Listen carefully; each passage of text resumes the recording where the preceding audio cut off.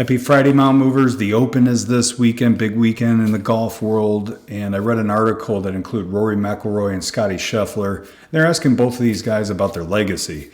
And both of them kind of had a similar answer that said, I won't care because I'm dead. And I think they had that answer because the questions were revolving around accolades, wins, personal achievement. And they kind of brushed that off. And it got me thinking and reflecting on legacy in general. And what I end up saying to myself was, if my legacy is about me, then I've failed. And so what does that mean?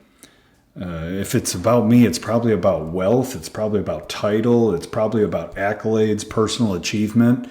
Where if at my eulogy, if those are the things that are being talked about, that's not a win to me, especially with the purpose of building an army of mountain movers.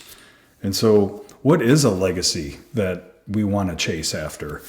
It's kingdom related, advancing the kingdom. It's mission related, so positively impacting people in the world around you and really make it about people.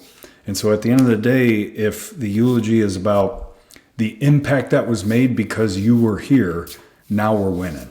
And so, you may have seen that article or read that article that I'm talking about with Rory and Scottie and reflect on that. And what are you chasing? And is it about something bigger than yourself? And so these next two kind of go hand in hand with leadership. And the statement was, leadership is having the courage to do what needs to get done. And so the reflection on that is, it's not always pretty, right?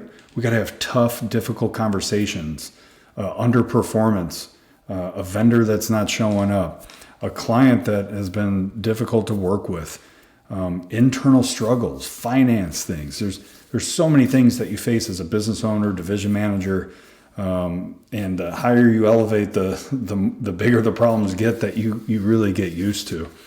And so talking about leadership is having the courage to confront those head on and not hide from them, because you're going to have tough conversations. You're going to have difficult decisions to make. Sometimes those are about finances. Sometimes those are about people. And if you don't make a decision, that is making a decision. If you try to hide from the issue or just let it try to figure itself out, it's probably not going to end up where you want it to end up. And then good leaders, they're going to plan for mistakes and failures because they're coming. So the what if game is a powerful game. What if this happened? What if that happened? What if we did this? What if we didn't do this? And you can usually get to some good outcomes. And that leads me to my last point about problems and possibilities, problems versus possibilities, because we're going to face a lot of problems, and most people spend their energy explaining why something can't be done. But what if you spent your energy on what can be done and trying to figure out where a win is amongst problems, because they're coming.